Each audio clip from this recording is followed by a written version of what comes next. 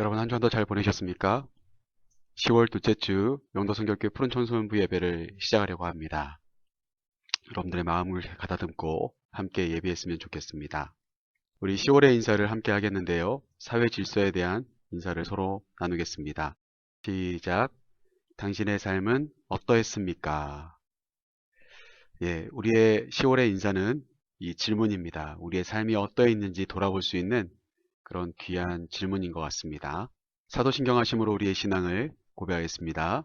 나는 전능하신 아버지 하나님, 천지의 창조주를 믿습니다. 나는 그의 유일하신 아들, 우리 주 예수 그리스도를 믿습니다.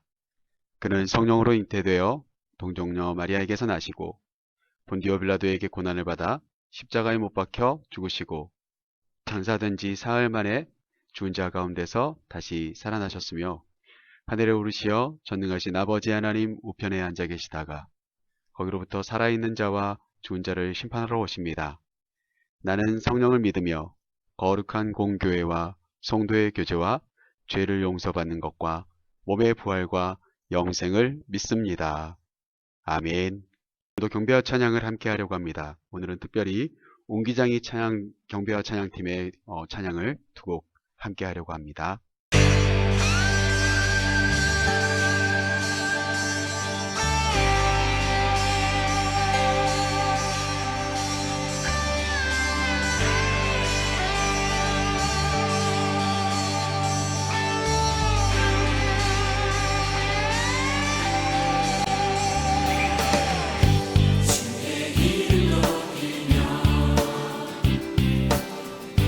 주를 찬양하나이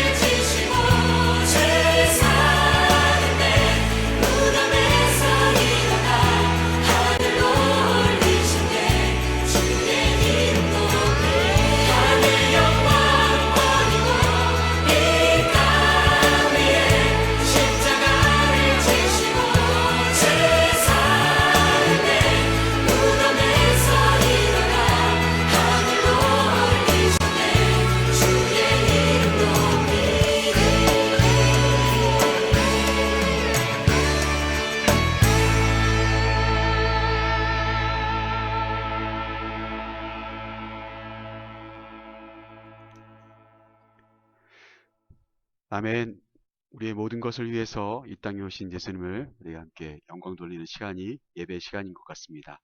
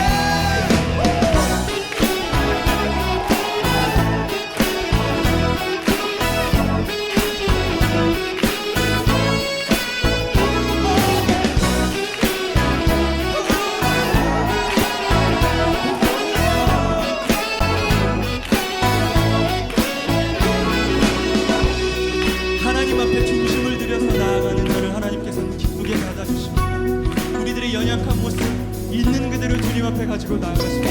하나님께서 받아주시고 세워주시고 회복시켜주실 것을 믿습니다. 우리 그 주님을 고백합시다. 주님 사랑 다시 고백하는 새날 주신 감사해요. 주님 사랑 다시 고백하는 찬양 주신 감사해요. 주님 사랑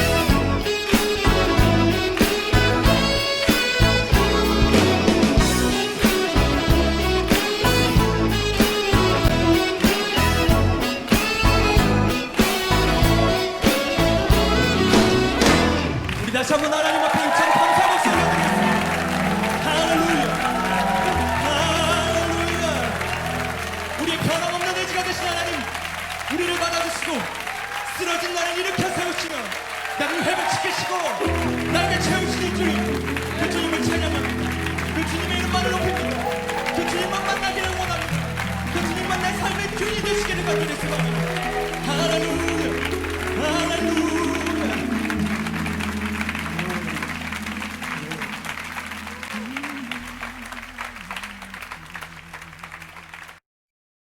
우리의 모든 삶이 하나님께 드려지는 그런 시간들이 되었으면 좋겠습니다. 봉헌의 시간인데요. 각자 가정에서 여러분들이 하나님께 드릴 수 있는 예물들을 잘 모아놓고 계시죠. 주일날 교회에 오셔서 함께 예배드릴 때 함께 봉헌하는 시간들이 있으면 좋겠습니다.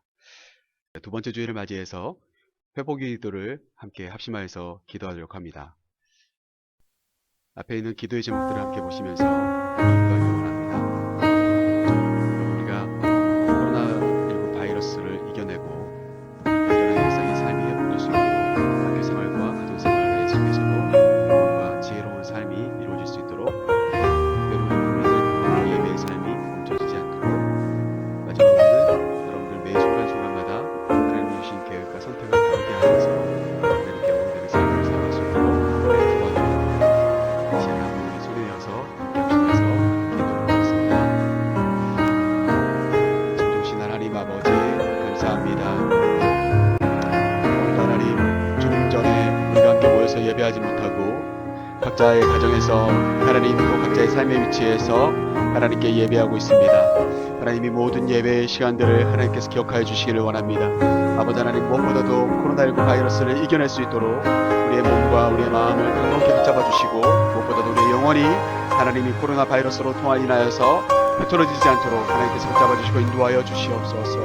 우리의 일상생활 속에서 하나님 아버지 정말 주님이 원하시는 삶을 살아갈 수 있도록 하나님을 붙잡아 주시되, 무엇보다도 우리 사랑하는 푸른이들의 학교생활과 가정의 생활들을 주님께서 기억하여 주시옵소서. 비록 학교에 가지 못하고 가정에 있을 때에도, 또 학교에 등교하여서 또 학원에서의 생활 속에서도 하나님 아버지 우리 사랑하는 푸른이들의 삶이 평안하고 지혜로울 수 있도록 하나님 붙잡아 주시고 인도하여 주시옵소서. 하나님 배움의 과정 속에 있습니다. 많은 것들을 배우고 많은 것들을 선택할 때에 지혜의 사람이 될 수 있도록 주 붙잡아 주시고, 하나님이 원하시는 다른 선택의 사람들이 될 수 있도록 하나님 인도하여 주시옵소서.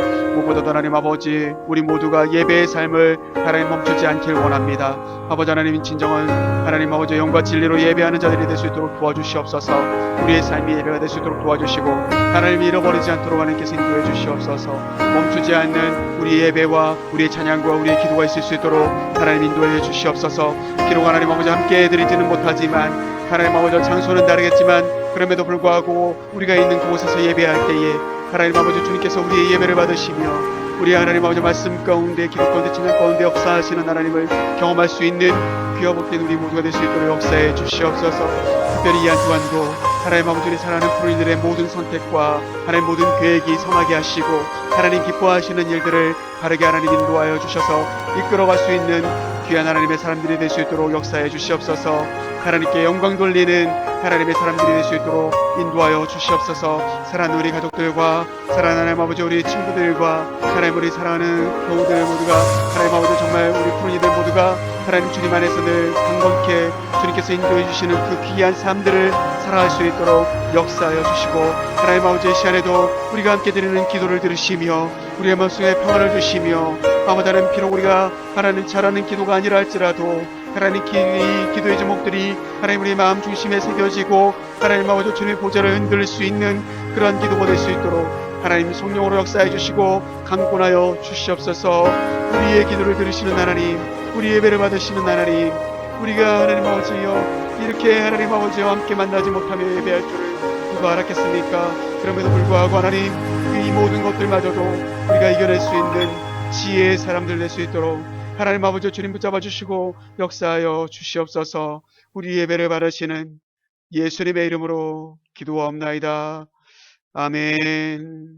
말씀 봉독하는 시간을 갖도록 하겠습니다. 오늘 우리에게 주시는 하나님의 말씀은 구약성경 출애굽기 20장 12절 말씀부터 17절까지의 말씀입니다. 앞에 화면에도 있습니다. 같이 한번 읽어보도록 하겠습니다. 내 부모를 공경하라. 그리하면 내 하나님 여호와가 내게 준 땅에서 내 생명이 길리라. 살인하지 말라, 간음하지 말라, 도둑질하지 말라, 내 이웃에 대하여 거짓 증언하지 말라, 내 이웃의 집을 탐내지 말라, 내 이웃의 아내나 그의 남종이나 그의 여종이나 그의 소나 그의 낙이나 무릇 내 이웃의 소유를 내지 말라. 아멘. 오늘 말씀의 제목은 내 생명이 길리라 라고 하는 12절 말씀의 내용을 가지고 우리가 함께 말씀의 제목을 삼아서 말씀을 함께 나눠보도록 하겠습니다.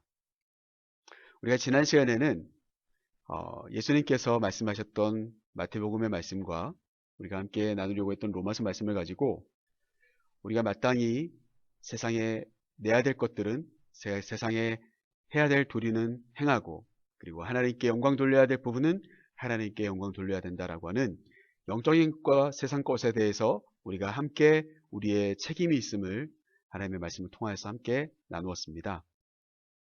그러면서 우리가 불법으로 예배 시간을 지킨다는 것은 바르지 않다라고 하는 이야기를 통하여서 우리가 하나님 편에서도 또 사람들 편에서도 바르게 살아가는 것이 합당하다라고 하는 그런 이야기들을 함께 하고 있습니다. 10월의 전체적인 주제가 사회 질서이죠. 세상이 하나님을 보게 하는 그리스도인의 삶에 대해서 우리가 함께 나누고 있습니다. 그러면서 이 질문 앞에서 우리가 함께 한 달 동안 말씀을 나누기로 했었죠. 슬기로운 신앙생활을 하기 위해서, 이 말은 뭐죠? 하나님이 기뻐하시면서 동시에 세상이 칭찬할 수 있는 신앙생활이 진짜 슬기로운 신앙생활이다. 과연 그것이 무엇일까? 우리가 지난 시간에 세상의 법을 잘 충실하게 지키면서, 그리고 하나님적인 관점에서 그것을 지켜나가자. 하나님이 세상의 권세자들을 세워주셨고 그들의 말에 우리가 순종하며 따라가는 것, 누구보다도 그것을 우리가 하나님께 대하는 마음으로 세상의 법도 잘 지켜야 된다라고 하는 이야기들을 통해서 하나님께 기쁨이 되고 세상의 칭찬을 받는 삶에 대해서 함께 나누었던 것 같습니다.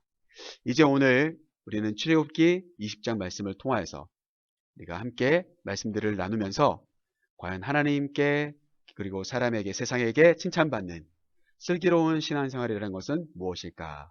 라고 하는 이야기를 우리가 하나님의 사람이라고 하는 관점 속에서 함께 크게 세 가지로 정리해보고 말씀을 마치려고 합니다.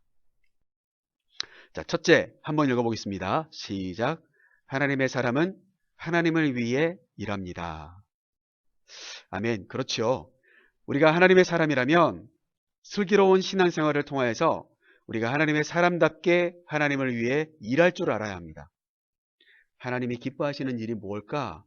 바로 그것을 찾고 그것을 행할 수 있는 사람이 될 때 우리는 진짜 하나님께 기쁨이 되는, 또 세상 사람들에게서 또 칭찬받는 그런 삶을 살아갈 수 있게 될 거라고 하는 사실이에요.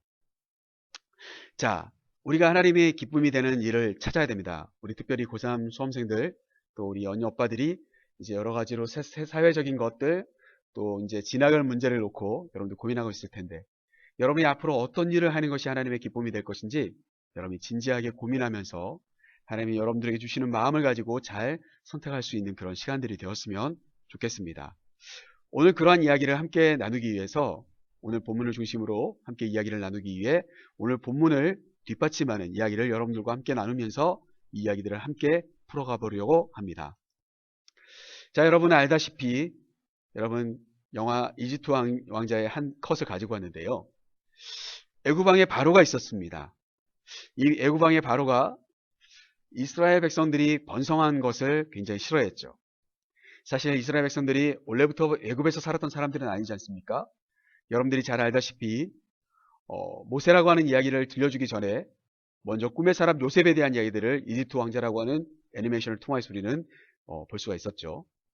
소위 말해서 요셉이라고 하는 한 유대인 남자 소년이 애굽이라고 하는 곳에 팔려오면서부터 이 이야기는 시작되게 되는 거죠. 그 요셉이 우여곡절 속에 여러분들이 잘 알다시피 애굽의 국무총리가 되죠. 그러다 보니까 자연스럽게 흉년을 맞이했던 이스라엘 백성들이 풍요로운 애굽에 이주하게 되면서 이 일들이 시작되게 되었던 거죠. 이스라엘 백성들은 고센이라고 하는 땅을 차지하고 그곳에서 당당하게 애굽 백성들과 어깨를 나란히 하며, 아니 오히려 애굽 사람들에게 칭송받으면서 그렇게 요셉이 국무총리로 있었을 동안, 요셉이 살아있는 동안 그런 일들이 계속해서 이어지고 있었죠.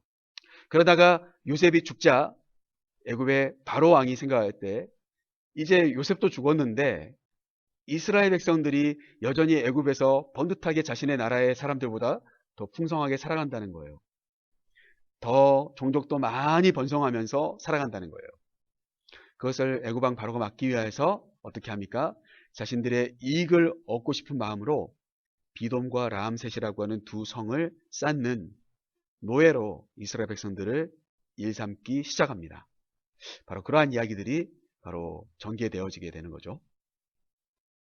여러분, 이스라엘 백성들이 하나님을 약속으로 주셨던 땅을 떠나서 그 땅이 비록 흉년이 되어서 그들이 살기 위해서 떠났지만 떠나서 하나님께 제사하지 못하고 하나님께 예배하지 못하고 삶을 살아가다 보니까 결국 그들은 전혀 다른 하나님이 아닌 애굽 왕 바로의 종살이를 하게 되었다. 노예 생활을 하게 되었다라고 하는 것을 우리가 알 수가 있어요.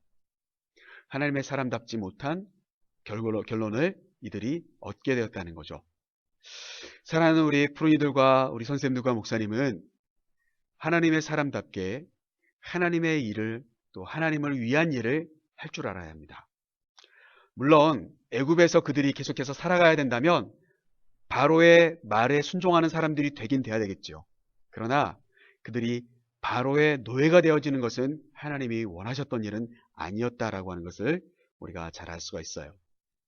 그래서 우리 사랑하는 프로이들과 우리 선생님들과 목사님이 우리가 누구의 종으로 살아갈 것인가, 누구를 위한 일을 해야 될 것인가, 우리가 하나님의 사람이라면 애굽 왕 바로의 땅들을 그들의 성을 쌓아주면서 그들의 유익을 위해서 일하는 것이 아니라 하나님께서 원하시는 일을 찾아 행할 수 있는 그런 삶으로 전환되어야 된다라고 하는 것을 우리가 이 말씀을 통해서 함께 생각해 볼 필요가 있겠습니다.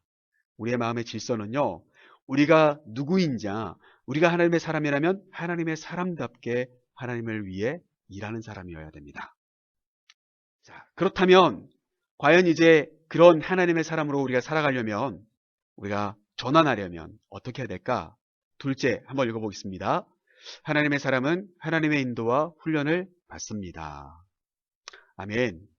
우리가 진짜 하나님의 사람이라면요, 하나님의 일을, 하나님을 위한 일을 해야 될 텐데, 그러려면 하나님을 위한다는 것이 무엇인지를 알려면 하나님을 통해 우리가 인도함을 받고 하나님을 따라가 보아야 되고요, 하나님께서 우리에게 주시는 모든 교훈과 교육과 훈련 안에 우리가 들어가 있을 때 우리가 하나님의 사람으로 훈련되어지게 되어져 있는 거예요.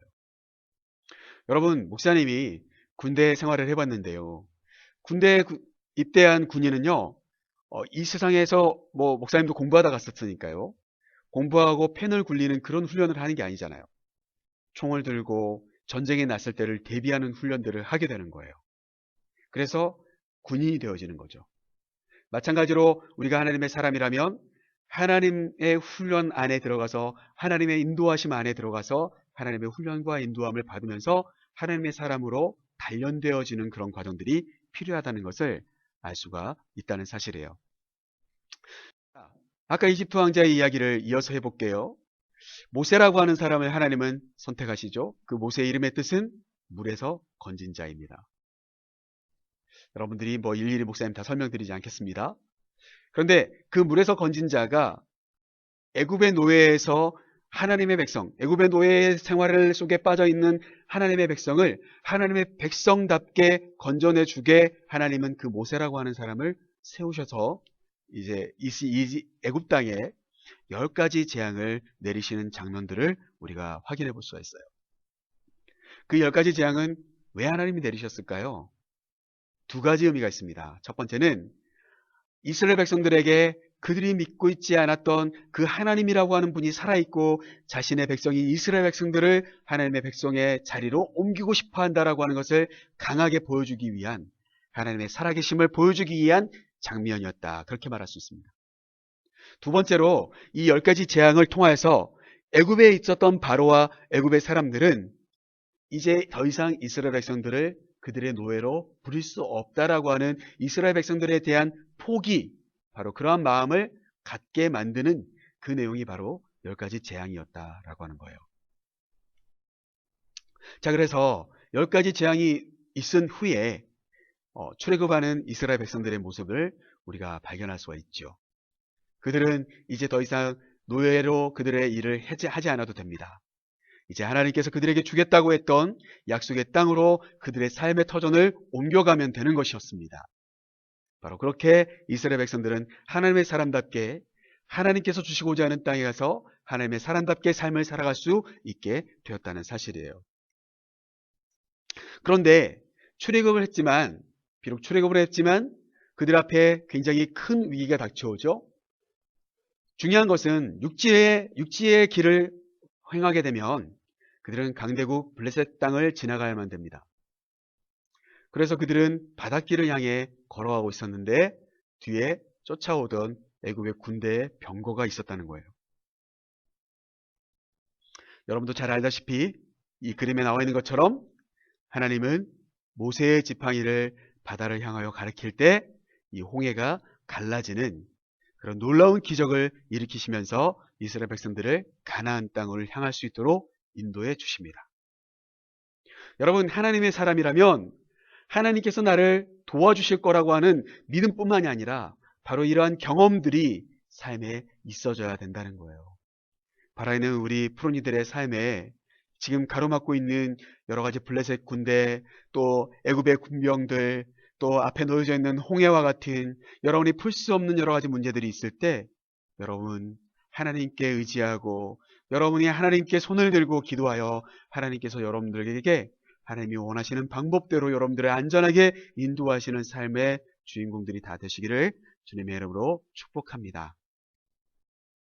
자, 이제 그렇게 무사히 홍해를 건너서 광야라고 하는 곳으로 건너왔습니다. 그런데 문제는 이스라엘 백성들은요, 그렇게 애굽에서 나오게 되었고, 그리고 이제 더 이상 그들을 쫓아올 수 없는 애굽의 군병들의 그 병거들이 이 홍해에 수장되는 모습들을 또한 보았지만, 그럼에도 불구하고 그들은 430년이라고 하는 세월 동안 애굽에서 살면서 오히려 하나님께 제사하고 하나님께 예배하고 하나님 백성답게 살아가는 방법을 잃어버리고 반대로 애굽의 삶에 너무나도 익숙하고 그 애굽의 삶이 그립기 시작한 거예요. 그들이 물이 없을 때, 그들이 먹을 것이 없을 때 애굽에서 풍요롭게 먹었던 것들, 풍요롭게 마셨던 것들을 그들이 생각하며 그리워할 정도로 그들은 이미 하나님의 백성의 모습들은 별로 남아있지 않았었다는 사실을 성경은 우리에게 가르쳐 줍니다. 그들은 과연 하나님의 백성이 될 수 있을까요? 우리 푸른이들의 생각은 어떻습니까? 여러분, 벌써 우리가 마스크를 쓰고 생활한 지가 꽤 오래되었습니다. 목사님이 얼추 계산해 보니까요, 2월부터 계속 우리가 마스크를 썼어요. 벌써 9개월 동안 우리가 마스크를 썼습니다. 그러다 보니까 이제 마스크를 쓰고 생활하는 것이 익숙해졌고요. 사람들이 다가와도 피하는 것이 익숙해졌고요. 현장에서 예배드리는 것 또한 이제 겁이 나는 정도로 익숙하지 않은 그런 우리의 모습들이 많습니다. 여러분, 우리 단지 9개월밖에 안 됐는데도 말이죠. 그리고 물론 우리는 중간중간 또 모여서 현장에서 예배를 드린 적도 있었어요. 그런데도 불구하고 이제 우리가 함께 모여서 예배하는 것이 좀 낯설어질 수 있겠다는 거예요. 그런데 이스라엘 백성들은요, 무려 430년입니다. 하나님께 제사 드리지 못하고 애굽에서 풍요로운 삶을 살아가다가 바로의 종이 되었던 430년. 여러분, 어쩌면 그들은 하나님의 백성이 되는 게 너무너무 어려울 수 있다는 거예요. 자, 그때 필요한 게 뭘까요? 자, 셋째, 우리 한번 같이 읽어볼게요. 시작. 하나님의 사람은 하나님의 약속을 통해 살아갑니다. 아멘. 여러분, 우리가 다른 건 모르겠습니다. 그러나 여러분들이 어떤 친구들과 여러분들이 어떤 약속을 했어요. 그리고 어떤 친구가 여러분에게 제발 너는 다 좋은데 이것만은 꼭 지켜줘 라고 하는 그런 이야기들이 있었을지도 몰라요. 그때 여러분 어떻게 해야 되죠? 그 약속을 기억하고 그 친구의 부탁을 여러분이 기억하고 그것을 지키면 그 친구의 관계가 깨어지지 않죠. 마찬가지로 하나님의 사람은 하나님의 약속을 통해 살아갈 때 하나님과의 관계가 깨어지지 않고 하나님의 사람으로 바르게 삶을 살아갈 수 있다는 말씀입니다. 하나님은 이스라엘 백성들과 새롭게 약속을 하기로 결정하십니다. 아하, 이 백성이 나를 잊어버렸구나. 그렇다면 이제 이 백성들과 내가 어떻게 할 것인지, 이 백성들이 어떻게 삶을 살아가면 내가 그들의 하나님이 되고 그들은 나의 백성다운 조건이 될 것인지를 하나님이 약속하시려고 했던 거예요.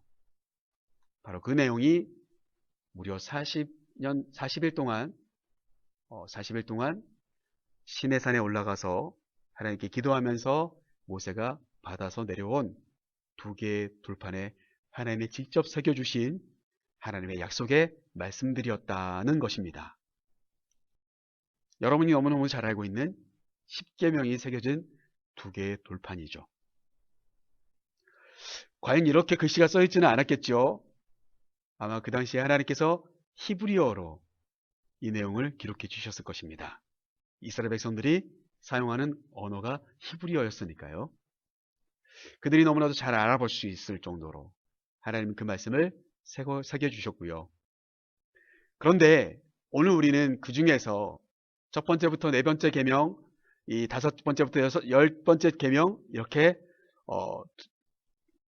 10개의 계명이 있는데 그 중에 첫 번째 계명부터 시작해서 4번째 되는 계명까지는 하나님께 어떻게 그들이 해야 될지에 대한 이야기라면, 반대로 이제 우리는 이번 달 우리 주제가 사회 질서이기 때문에 이 사회 속에서 삶을 살아가는 우리가 지켜야 될 사회의 질서가 무엇인지를, 기준이 무엇인지를 이 10계명에 나오는 5째 계명부터 10번째 계명이라고 하는 이 6개의 계명을 통하여서 함께 이야기해 보려고 하는 것이죠. 5번째 계명은 뭡니까? 내 부모를 공경하라. 6번째 계명은 살인하지 말라. 7번째 계명은 간음하지 말라. 8번째 계명은 도둑질하지 하지 말라. 9번째 계명은 거짓 증거하지 말라. 10번째 계명은 내 이웃의 집을 탐내지 말라 라고 하는 거예요. 바로 이렇게 6개의 계명은 이스라엘 백성들 사이 속에, 그들의 사회 속에 지켜야 될 질서의 기준이었던 거예요. 자, 우리는 그러한 이야기를 함께 해보려고 하는 겁니다. 여러분, 세상을 바르게 보는 기준이 필요한 거죠. 하나님이 이스라엘 백성들을 출애굽시키셨지만 그들에게는 너무너무 하나님이 원하시는 질서가 없었고 하나님이 원하시는 기준이 없었어요. 바로 그 기준을 하나님은 10계명을 통하여서 세우고 싶어 하셨던 것처럼 우리 또한 마찬가지로 우리의 삶을 바르게 보는 기준이 필요한데, 바로 이 그림에 나와 있는 것처럼 성경 말씀이 우리의 바르게 볼 수 있는 기준이 되어야 될 줄로 믿습니다. 하나님의 말씀에 그 모든 것들을 비추어 보아야 해요. 교통법규를 지켜야 되는 것, 환경법규를 지켜야 되는 것, 세금을 정직하게 내는 것, 사회적인 약자를 배려하는 이 모든 것들을 성경을 통하여서 바르게 비추어 보면 성경이 우리에게 뭐라고 말씀하는지를 우리가 알 수 있다는 거예요. 하나님이 만들어 놓으신 나라고 하는 존재, 또 다른 생명에 대한 존재를 소중히 여기면서 하나님이 창조하신 세계를 잘 관리하고, 그리고 여러 가지 정책들을 실천하기 위해서 실행할 수 있도록 내가 세금을 잘 내는 것, 우리가 지난 시간에도 이야기했죠.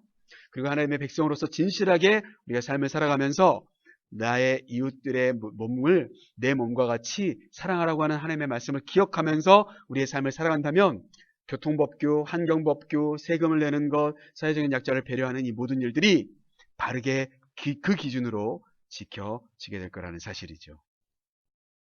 자, 그러한 관점으로 오늘 목사님은 마지막으로 여러분들과 오늘 말씀을 중심으로 하나님의 사람의 하나님 주어진 하나님의 약속을 우리가 다시 한번 정리해 보려고 합니다.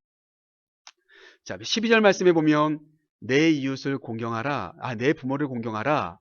그리하면 내 하나님 여호와가 내게 준 땅에서 내 생명이 길리라. 이렇게 말씀하셨어요.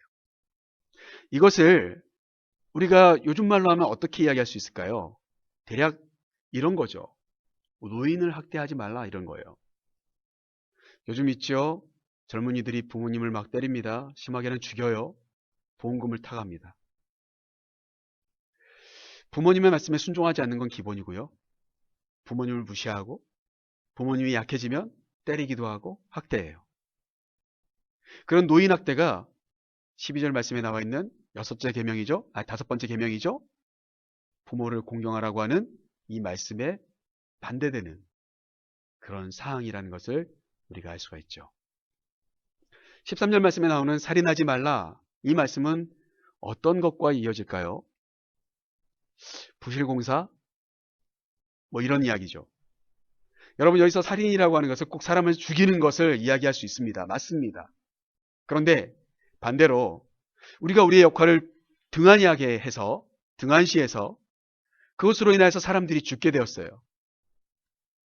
여러분, 그런 부실공사, 그것이 어때요?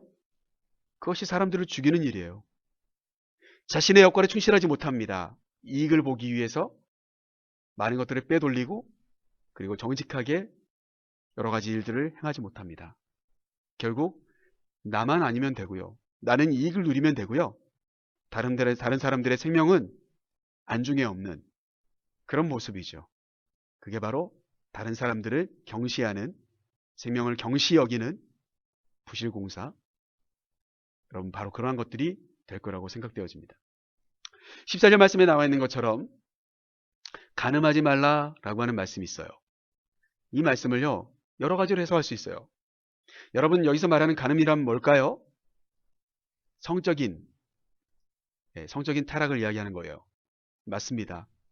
그런데 또한 이것은 이 일을 저지른 나나 상대방이나 같이 죽자는 거예요. 사실은. 여러분, 진짜 우리가 성적인 타락이 있는 이 대한민국에 살고 있고요. 이 세상이 곳곳이 다 성적으로 무너져 있어요. 이번에도 차별금지법 이야기하고 있죠. 마치 그 법이 많은 사람들을 차별 없이 공평하게 대하자, 그들의 자유를 존중해주자, 이런 이야기로 들릴지 몰라요.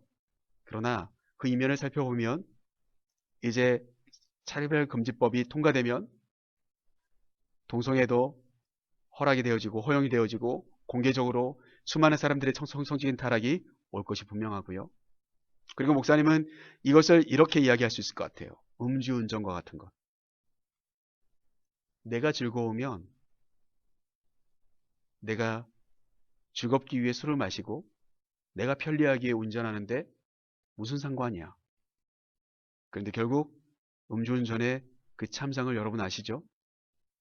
많은 아이들이 죽음을 당했고요.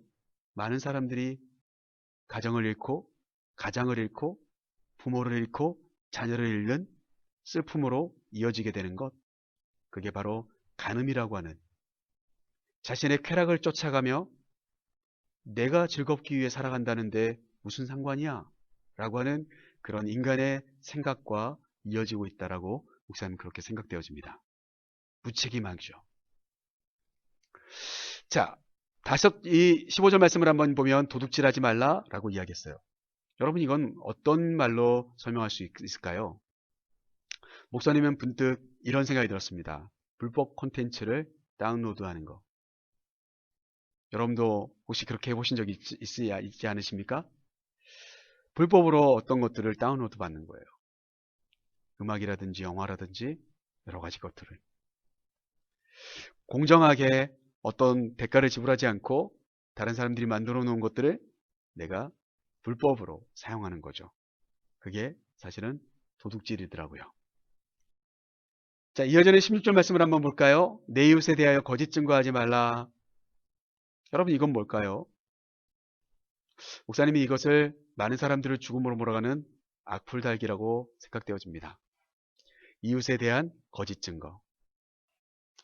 그들에게 흠집을 내는 거예요. 아주 어떻게 보면 이러한 행동들 자체가 익숙한 세상 속에 우리가 살아가고 있습니다. 보지도 않고 그저 밉기 때문에 사람들의 여론을 몰아서 그 사람의 인신공격, 인격을 모독하는 거죠. 그 이웃에 대해서 거짓을 증거하는 것입니다. 17절 말씀에 나와 있는 것처럼 내 이웃의 집을 탐하지 말라. 근데 여기서 보면 이웃의 집을 탐내지 말라고 되어 있는데 그 이웃의 집은 단순히 집을 훔쳐가려고 하지 말아라 이 말이 아니라 그 이웃의 집 안에 있는 아내나 남종이나 여종이나 소나 낙이나 라고 하는, 그래서 17절 말씀 마지막 부분에 보면 내 이웃의 소유를 탐내지 말라라고 설명되는 것을 우리가 볼 수가 있어요. 이것을 목사님은 이렇게 좀 설명할 수 있을 것 같습니다. 몰카 촬영 같은 거. 자꾸요, 남에게 어떤 의견을 물어보지 않고 그 사람의 것에 대해 내가 관심을 들고 호기심을 가지고 접근해 나가는 겁니다. 그러면서요, 자꾸 그것들을 이용하려고 하고 그것을요, 내 멋대로 활용하려고 합니다. 여러분, 왕따를 시키는 사람들 보면 그 친구가 가지고 있는 그 모든 인격들을 다 모독하면서 결국에는 그가 가지고 있는 돈도 칼취해내고요, 그의 삶도 칼취해내는 거예요. 여러분, 이러한 모든 행동들이 비일비재하게 일어나는 곳이 우리 현재 이 세상인 것 같지 않으세요? 사랑하는 우리 푸른이들 삶은 좀 어떠십니까? 여러분, 우리가 앞에서 말한 것처럼 노인학대, 부실공사, 음주운전, 불법 콘텐츠 다운로드, 악플 달기, 또 몰카 촬영, 또 왕따 시키기. 이거 외에도 이 세상은요, 자신의 즐거움과 자신의 유익을 위해 다른 사람들을 괴롭히고, 다른 사람들은 무시되고, 그리고 다른 사람들과의 관계를 그렇게 이끌어가려고 하는 사람들로 가득 차 있는 세상을 우리가 살아가고 있어요. 여러분의 삶은 좀 어떠십니까? 여러분의 삶이 바르기를 원합니다. 말씀 마치면서 우리 다시 한번 오늘 말씀 함께 생각해 보려고 합니다. 내 생명이 길리라. 여기서 말하는 너는 하나님의 사람이라고 하는 사람이에요. 하나님의 사람의 삶의 생명이 길어지기 위해서 어떻게 해야 될 것인가? 우리는 크게 세 가지로 이 말씀들을, 하나님의 사람의 삶의 질서를 정리해 볼 수가 있습니다. 첫 번째, 하나님을 위해 일하여야 합니다. 여러분, 우리가 하나님의 말씀을 기억하고 지키는 것도요, 하나님을 위한 일이에요. 나를 위한 일이 아니라.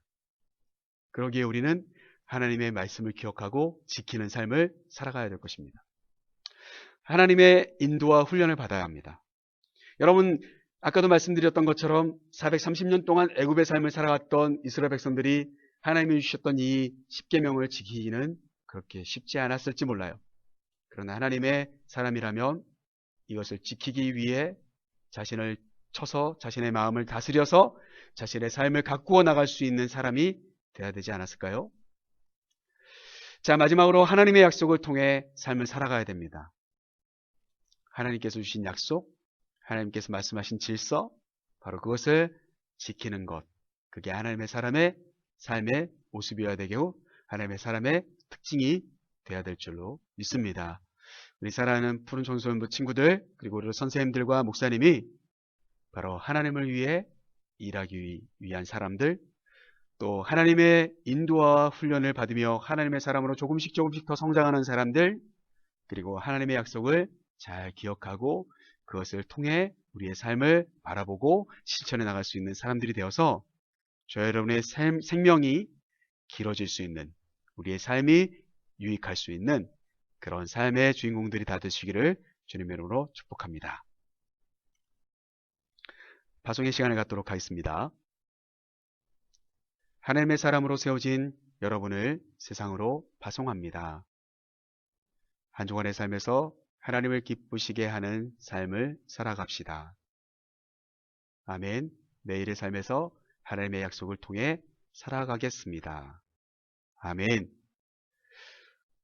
주기도문 하심으로 우리의 예배를 마치도록 하겠습니다. 하늘에 계신 우리 아버지, 아버지의 이름을 거룩하게 하시며 아버지의 나라가 오게 하시며 아버지의 뜻이 하늘에서와 같이 땅에서도 이루어지게 하소서. 오늘 우리에게 일용할 양식을 주시고 우리가 우리에게 잘못한 사람을 용서하여 준 것 같이 우리 죄를 용서하여 주시고 우리를 시험에 빠지지 않게 하시고 악에서 구하소서. 나라와 권능과 영광이 영원히 아버지의 것입니다. 아멘. 교회 소식을 전해드리겠습니다. 여러분들 잘 생활하고 계시죠? 여러분들의 얼굴들이 참 그립고요. 지난주에 장학금 전달식이 있어서 몇몇 우리 프로니들은 만날 수 있어서 참 기뻤습니다.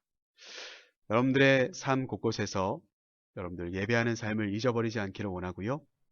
이 한 주간도 여러분들 개인 안전수칙을 잘 지키시면서 학교 선생님들의 가르침 방침에 잘 순종하시는 그런 시간들이 되었으면 좋겠습니다. 무엇보다 여러분 친구들과의 바른 관계들을 잘 만들어 가시고요. 비록 우리가 몸은 떨어져 있지만 마음만큼은 가까이 지낼 수 있는 그런 시간들이 되었으면 좋겠습니다. 목사님이 여러분들에게 주중에 이렇게 짧은 좋은 글들을 좀 적어서 보내주려고 생각 중입니다. 여러분들 목사님이 그렇게 글씨를 잘 쓰는 사람은 아니지만 그래도 여러분들에게 목사님이 마음을 좀 전하고 싶은 그런 생각들이 너무나도 들었습니다. 여러분 우리 푸른 청소년부 현장 예배는 공식적으로 11월 첫째 주부터 11월 1일인데요. 첫째 주부터 현장에서 예배 드리려고 생각하고 있습니다. 여러분들 많이 기도하시면서 그날 되어지면 우리 함께 예배하겠다라고 하는 생각을 가지고 여러분들 기도하면서 잘 준비했으면 좋겠습니다. 한 주간도 주님 안에서 승리하시고 무엇보다도 오늘 함께 나눴던 말씀처럼 저 여러분이 하나님의 사람답게 하나님을 위해 이 한 주간도 승리하시고 또 하나님을 위해 일하시고 하나님의 훈련을 잘 받고 또 하나님의 약속을 잊어버리지 않는 귀한 삶을 살아가시기를 주님의 이름으로 축복합니다. 샬롬.